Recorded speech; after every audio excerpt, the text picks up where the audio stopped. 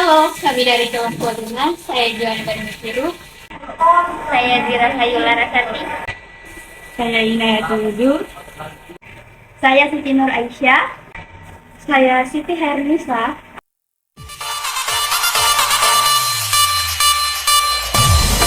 Satu boleh, dua boleh, tiga boleh, empat juga boleh. Tapi kamu harus tahu kalau lima kelompok paling oke. Beda film Coach Carter berdasarkan teori konstruktivisme sosial. Teori belajar konstruktivisme sosial. Teori belajar konstruktivisme sosial menekankan bahwa peserta didik membangun pengetahuan melalui interaksi sosial dengan orang lain. Nah, adapun prinsip-prinsip pendekatan konstruktivisme sosial adalah yang pertama, pengetahuan dibangun, dikonstruksikan bersama. Yang kedua, pengetahuan dipengaruhi oleh konteks dan situasi sosial tertentu, atau situated cognition. Situated cognition mengacu pada ide bahwa pemikiran selalu ditempatkan dalam konteks sosial dan fisik, bukan dalam pemikiran seseorang.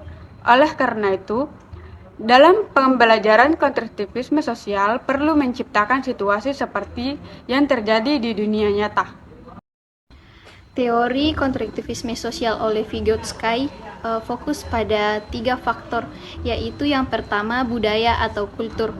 Vygotsky berpendapat bahwa anak-anak belajar melalui interaksi sosial dan kerjasama dengan orang lain dan lingkungannya, sehingga budaya berpengaruh terhadap perkembangan kognitifnya.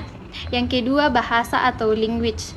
Vygotsky berpendapat bahwa bahasa memiliki peran penting dalam proses perkembangan kognitif seorang anak. Bahasa sebagai alat perantara individu memperoleh informasi untuk membentuk pemikiran. Yang ketiga, zona perkembangan proksimal atau SPD. SPD adalah istilah yang digunakan oleh Vygotsky untuk merujuk pada rentang tugas yang sulit bagi anak untuk menguasainya sendiri, tetapi bisa dikuasai dengan bimbingan orang dewasa atau teman sebaya yang lebih terampil. Nah, tingkat perkembangan seseorang terbagi menjadi 2, yaitu yang pertama, tingkat perkembangan aktual atau SAD, di mana anak belajar sendiri, dan yang kedua, tingkat perkembangan proksimal atau SPD, di mana anak dibantu belajar dengan orang yang lebih ahli. Kemudian metode teori konstruktivisme sosial dalam pembelajaran. Yang pertama, scaffolding, yaitu teknik mengubah level dukungan sepanjang jalannya sesi pengajaran.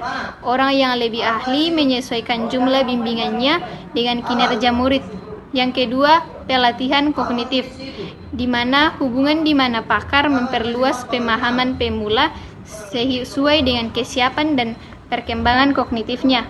Yang ketiga, tutoring, yaitu pelatihan antara pakar dan pemula. Dan yang keempat, pembelajaran kooperatif, di mana murid bekerja sama dalam kelompok kecil atau kelompok belajar untuk saling membantu dalam belajar. Coach Carter menceritakan seorang pelatih bola basket sekolah menengah bernama Ken Carter. Ken Carter adalah seorang pemilik toko perlengkapan olahraga yang menerima tawaran sebagai pelatih bola basket di Richmond High School, California, sekolah di mana dia merupakan mantan pemain tim tersebut 30 tahun sebelumnya. Segera setelah mengambil alih, Coach Carter menghadapi tantangan besar dalam mengelola tim. Tim bola basket Richmond Oilers terkenal kasar dan tidak sopan. Meskipun mereka memiliki potensi dalam olahraga, para pemain cenderung terlibat dalam masalah seperti tawuran, merokok, ganja, dan kurangnya kedisiplinan di kelas. Coach Carter memutuskan untuk mengambil tindakan tegas. Salah satu tindakan terpenting yang diambil oleh Coach Carter adalah menerapkan kontrak yang menetapkan standar tinggi untuk pemainnya. Mereka harus menjaga nilai akademik yang baik, hadir di kelas, dan berkomitmen penuh terhadap tim. Jika mereka melanggar kontrak, mereka akan dikeluarkan dari tim. Dia bahkan meminta staf sekolah untuk melaporkan kemajuan nilai dan kehadiran pemain di kelas. Carter pun tidak segan untuk menghukum pemain yang tidak disiplin yang melanggar aturan. Nah, tindakannya ini menyebabkan kontroversi di kalangan pemain, orang tua, dan komunitas. Bahkan, beberapa pemain memilih keluar dari tim karena tidak setuju dengan kontrak tersebut. Namun, Coach Carter tidak mundur. Dia terus berusaha mendorong pemainnya untuk meraih prestasi di dalam dan di luar lapangan. Selama musim kompetisi, tim memulai dengan buruk, tetapi dengan bimbingan dan dorongan Coach Carter, mereka mulai memperbaiki permainan mereka. Kesatuan tim pun terwujud dan membuat mereka mengalami peningkatan yang luar biasa. Mereka memenangi pertandingan demi pertandingan hingga mencatat 16 kemenangan beruntun, tanpa yang mengantarkan mereka diundang ke turnamen tingkat regional. Setelah menjadi juara turnamen, Carter menemukan fakta jika nilai pelajaran para atletnya sebagian besar buruk dan juga masih bolos. Carter pun marah dan memblokir akses ke lapangan basket sebagai hukuman bagi para pemainnya. Carter melarang mereka berlatih dan bertanding sampai mereka bisa memperbaiki nilai sesuai dengan kontrak. Nah, tindakan ini mengundang perhatian media dan membuat Carter harus mengadakan jump press. Carter tetap bersikukuh dengan pendiriannya meski mendapat berbagai tantangan dari berbagai pihak hingga sekolah perlu mengadakan rapat besar yang menyatakan jika mereka tidak setuju dengan tindakan Carter. Carter hendak mengundurkan diri, tetapi seluruh anggota timnya tetap mendukung Carter sebagai pelatih.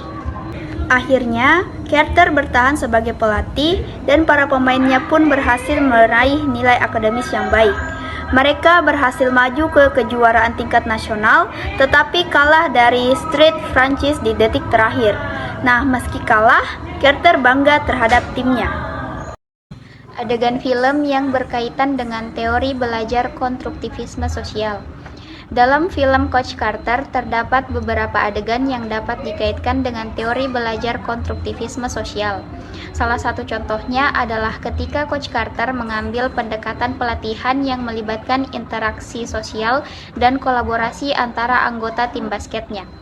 Adegan di mana tim berlatih bersama, bekerja sama dalam permainan, dan berkomunikasi untuk meningkatkan keterampilan mereka merupakan contoh konkret dari konstruktivisme sosial.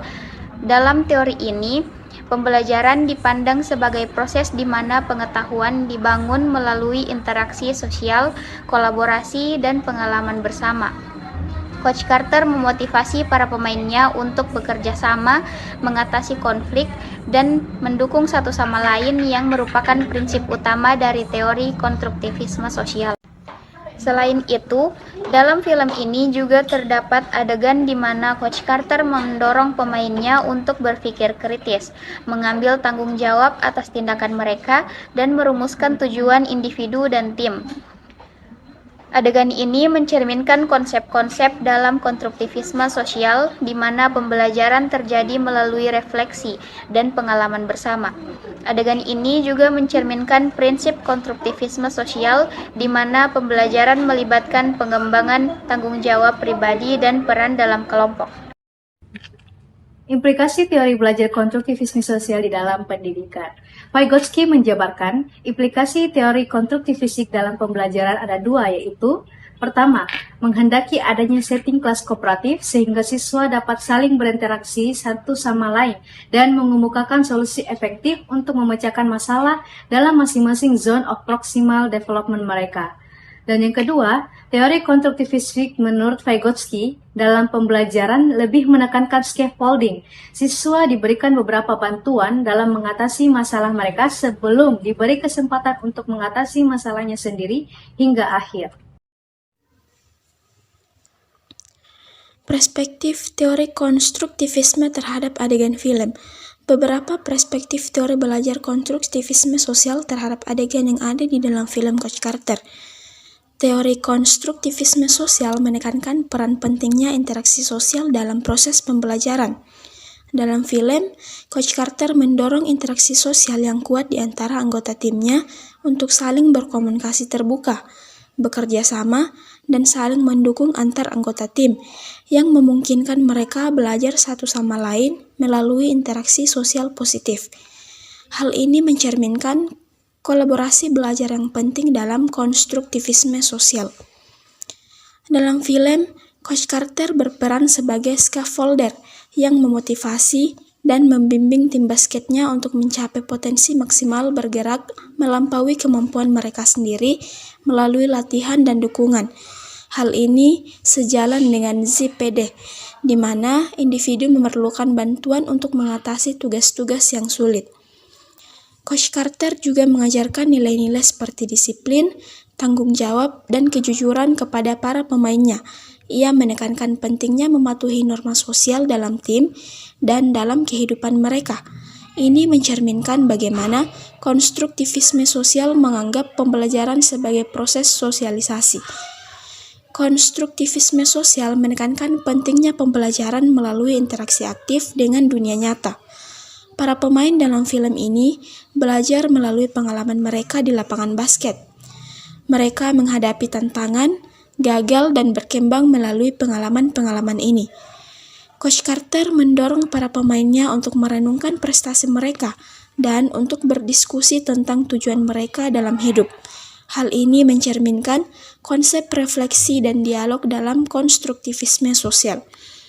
Coach Carter menggambarkan prinsip-prinsip teori konstruktivisme sosial dalam konteks pembelajaran melalui interaksi sosial, kolaborasi, refleksi, pengalaman, dan tanggung jawab.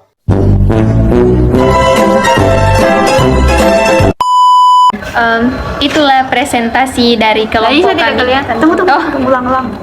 Lihat ke sini. Lihat sini. Lihat ke sini. Lihat ke sini.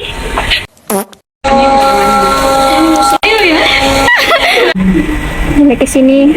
Oke. 2, 3, 4. 1, 2, 3, 4.